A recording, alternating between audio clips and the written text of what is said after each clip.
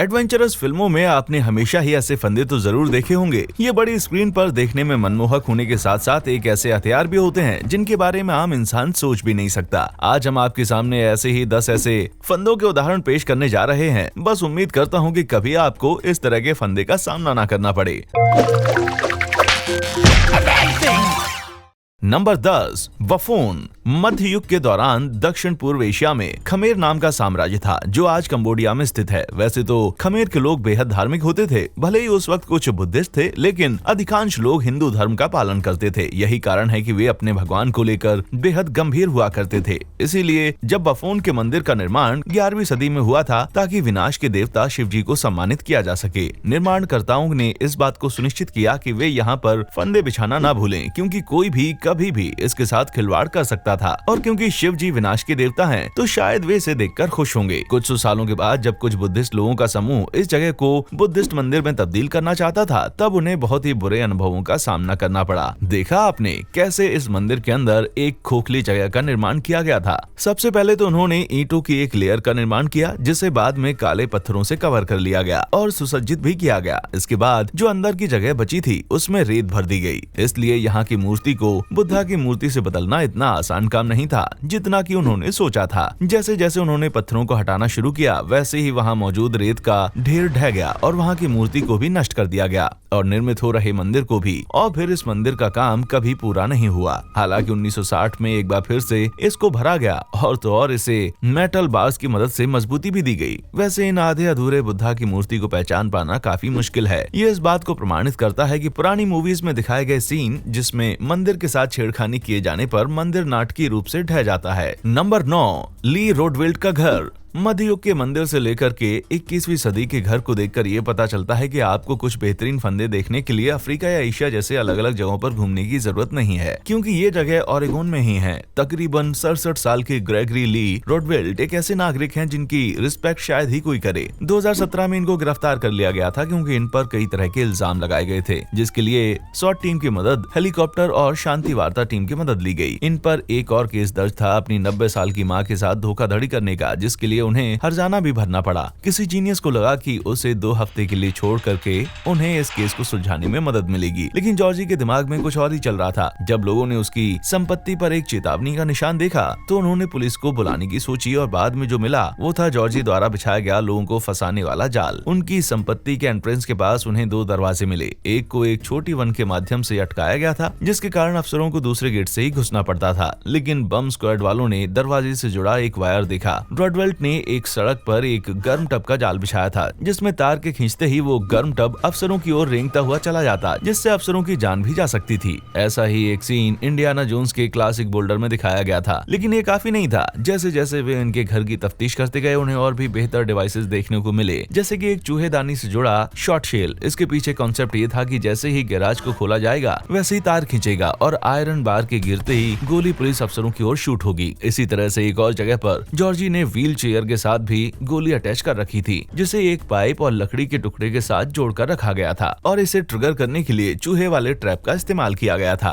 जैसे ही अफसर घर के अंदर घुसे और उन्होंने चेयर को हटाया, वैसे ही धमाका हुआ और गोली सीधे एक FBI अफसर के पैर पर लगी। अच्छी बात तो यह है कि वो खुशकिस्मत था और बच गया। ऐसा घटिया काम करने के लिए उस पर मुकदमा चलाया गया और ये अपील की गई कि उसे कड़ी से कड़ी सजा दी जाए। जब उससे बचे हुए जालों के बारे में पूछा गया तो रोडवेल्ट का जवाब था, मैं इतनी जल्दी हार नहीं मानूंगा। मुझे लगता है कि इस घर के लिए कोई बड़ी कीमत भरना पसंद करेगा। नंबर 8, कब्रिस्तान की बंदूक। 1700 से लेकर 1900 तक कब्र में से लाश का चुराना एक आम बात थी। चोर इन बॉडीज को चुरा कर यूनिवर्सिटीज को बेच देते थे, जो इन बॉडीज के तरह की तफ्तीश नहीं करते और मनचाही कीमत देने के लिए तैयार हो जाते हैं, और इसलिए ये काम करके आप जितना पैसा बनाना चाहे बना सकते थे। लेकिन कई परिवारों को ये आइडिया बिल्कुल पसंद नहीं था और वे नहीं चाहते थे कि उनके प्रियजनों की बॉडी के साथ किसी भी तरह की छेड़खानी हो। यही कारण है कि जो लोग कब्रिस्तान की गन अफोर्ड कर सकते थे वे कब्रों पर इस गन को जरूर लगाते थे। और मैं बाय की जगह हायर शब्द का इस्तेमाल करना चाहूंगा, क्योंकि बस कुछ बॉडीज की हालत इतनी खराब हो जाएगी कि वो इस्तेमाल करने के लायक नहीं रहेंगी और फिर इसे कोई भी नहीं चुराएगा। इस बंदूक को लकड़ी के एक ब्लॉक पर लगाया जाता था, लेकिन इसे बांधा नहीं जाता था ताकि ये रोटेट कर सके। अब इस ब्लॉक को अच्छे से जमीन में लगाया जाता है। बैरल को इस तरह से लगाया जाता है ताकि वो बॉडी के सर के पास हो। उसके बाद बंदूक की गोलियों से भरा जाता है, जिसमें पत्थरों से लेकर शॉटगन की भी गोलियां होती होती हैं, जैसा कि आप इस तस्वीर में देख सकते हैं। इसके सामने के भाग में 3 ह्यूब्स लगाए जाते हैं और सभी ह्यूब्स के साथ एक वायर अटैच किया जाता है, वो भी कब्र के पास आए, उस अंधेरे के कारण कुछ भी नजर न आए। पैर किसी एक वायर से टकराए जिसके कारण वो वायर खिंच जाए और बंदूक अपराधी की ओर मुड़कर उस पर हमला करे। लेकिन अफसोस, ऐसा करने से भी कब्र में से लाशों को चुराने की प्रैक्टिस पर रोक न लगाई जा सकी। बस इससे पक्की हो गई कि अब गरीब लोगों के परिजनों की लाशें ज्यादा चोरी की जा रही थी। Number 7, scream worm fly. अब बात करते हैं रिप्रोडक्शन के बारे में। मुझे पता है कि आप क्या सोच रहे हैं, इस बात का फंदे और जाल के साथ क्या संबंध है।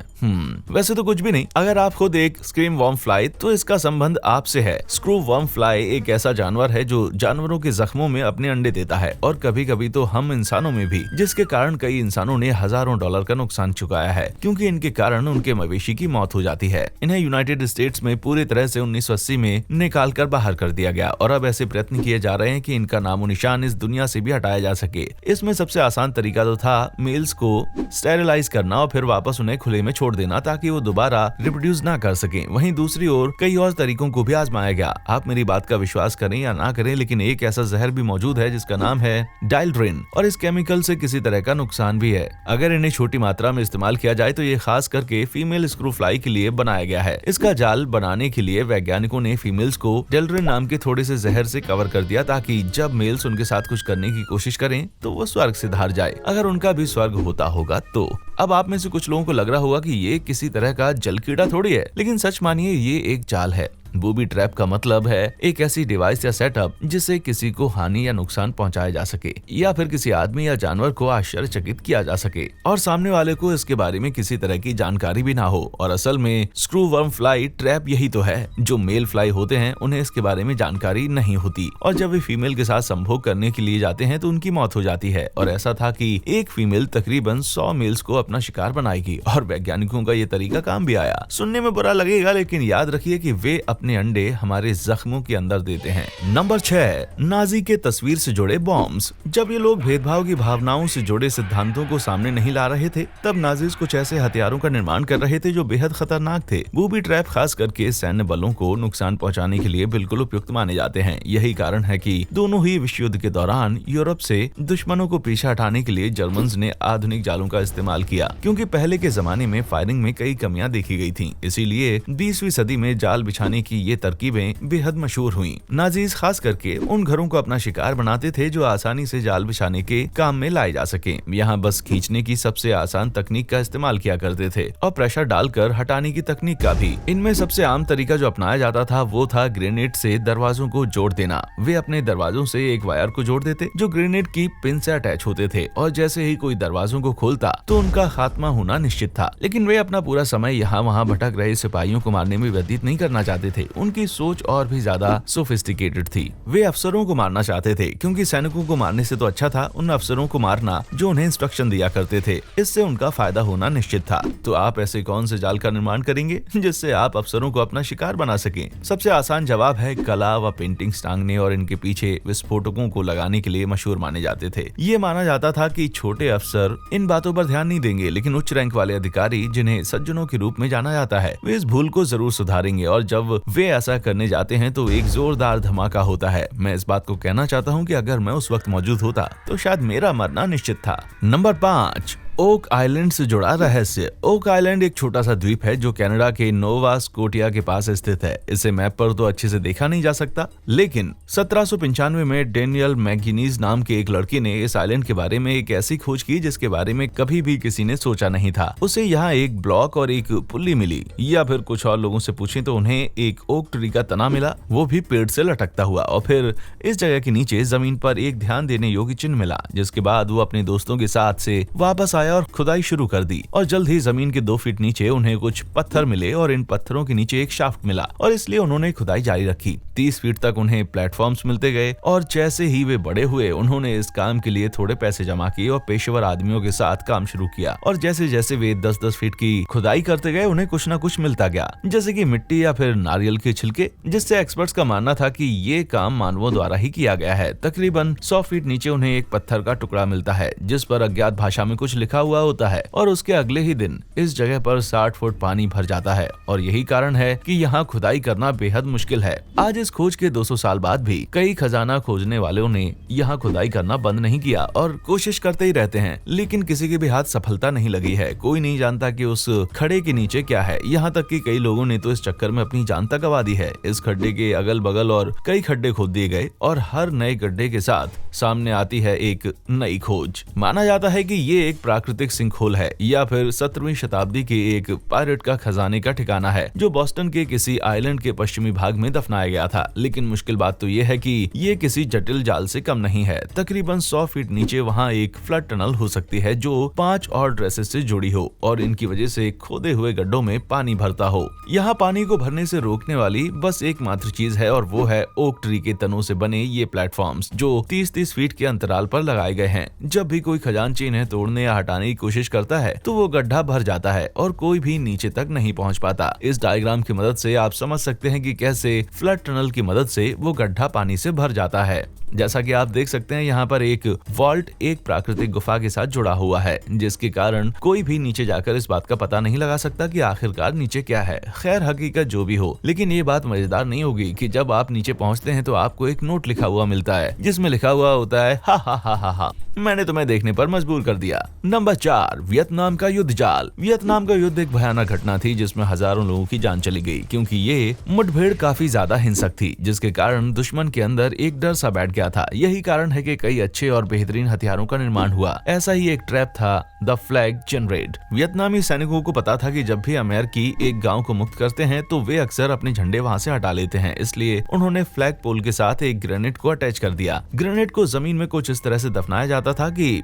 पिन फ्लैग के पोल से बंधी हुई हो और जैसे ही कोई भी इस पोल को निकालता तो ग्रेनेड से पिन अलग हो जाती और इनकी इस तकनीक ने उन्हें सफलता भी दिलाई। लेकिन वियतनाम युद्ध का सबसे मशहूर और भयानक शायद पूंजी ट्रैप है। इसमें वे एक गड्ढा खोदेंगे और फिर उसमें नुकीली बांस की लकड़ियां लगाएंगे और फिर उन्हें कुछ प्राकृतिक चीजें जैसे कि घास या अन्य चीजों से ढक देंगे और जैसे ही अमेरिकन लोग यहाँ पर पैर रखेंगे वे उनका शिकार बन जाएंगे। अगर उनकी मौत नहीं भी होती तो वे बुरी तरह से जख्मी हो जाते या फिर उनके जख्मों में इन्फेक्शन हो जाते क्योंकि उन नुकीली लकड़ियों को अक्सर गंदगी से कवर किया जाता था। ये जाल इतना क्रूर था कि यूएन ने उन्हें 1980 में पूरी तरह से बैन कर दिया था। नंबर 3, गोलियां। वियतनाम के युद्ध के दौरान अमेरिकन भी बहुत ज्यादा सावधानी बरतते थे और उन्होंने अपने एक प्रोजेक्ट को प्रोजेक्ट इल्डेसन नाम दिया था। अमेरिकी तकनीशियनों को पता था कि उनके विरोधी ज्यादातर चुराए हुए हथियारों पर निर्भर करते थे, इसलिए वे उन्हें कैद कर लेते और फिर उनके साथ मिलावट करके उनमें विस्फोटक भर दिया करते थे। इनमें मशीन गन्स और मोर्टार शेल शामिल थे। फिर सिपाही इन्हें दुश्मनों के हथियारों में रख देते और अच्छे हथियारों में मिक्स कर देते जिससे किसी को पता नहीं चलता कि आखिरकार ये चल क्या रहा है। और जब भी इस खराब माल का इस्तेमाल किया जाता तब AK-47 उल्टा उनकी सिर की ओर फायर करता जिसके कारण एक से ज्यादा लोगों की मौत हो जाती और जब ऐसी मशीन गन के साथ एक साथ फायरिंग होती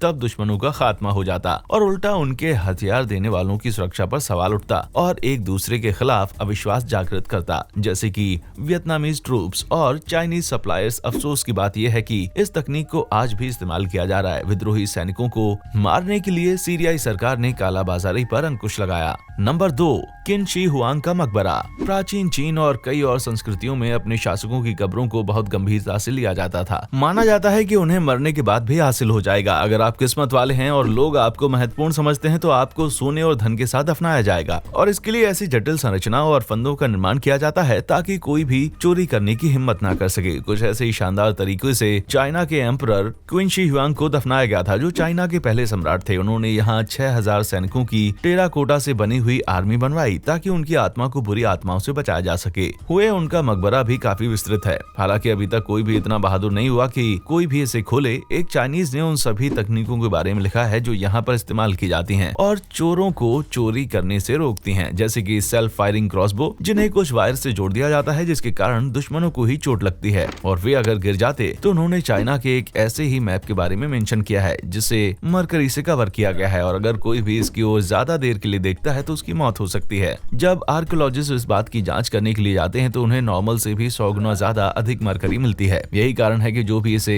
ज्यादा देर तक देखते रहे वे अपनी जान गंवा सकते हैं। मकबरा का निर्माण करने वाले श्रमिकों के इसके रहस्य को संरक्षित करने के लिए मार दिया गया था ताकि इस जगह का सीक्रेट किसी को पता न चल सके। नंबर 1, सार्कोफेगस। 1994 में मैक्सिकन आर्कियोलॉजिस्ट फैंसी लुपेस प्राचीन माया शहर प्लेनके की मंदिर की सीढ़ियों पर कुछ नियमित स्थिरीकरण का काम कर रहे थे जब उन्हें मंदिर की दीवार में एक क्रैक नजर आया। जैसे ही उन्होंने इस क्रैक में फ्लैशलाइट डाली उन्हें एक पैसेज नजर आया जो 2 खाली चैम्बर की ओर जाता है और एक दफन कक्ष की ओर। आखिरकार उन्होंने उस दीवार को तोड़ा और उन्हें जहां इस चैम्बर में 2 कंकाल मिले जो शायद नौकरों की बलि चढ़ाई गई हो। चैम्बर के केंद्र में सार्कोफेगस के अंदर उन्हें एक महिला के अवशेष भी मिले। ये अवशेष लाल सिल्वर से ढके हुए थे, एक म्यूरक ऑक्साइड जिसका उपयोग माइंस प्रिजर्वेटिव के तौर पर करते थे, इसलिए इन अवशेषों को द रेड क्वीन के नाम से जाना जाता है। एक ऐसी महिला जो 600 से 700 एडी की एक रहस्यमय रईस थी। बहुत से लोगों का ये भी मानना है कि ये पाउडर खतरनाक है और इससे आपकी मौत भले ना हो लेकिन आपको खांसी, उल्टी या फिर बेचैनी जरूर हो सकती है।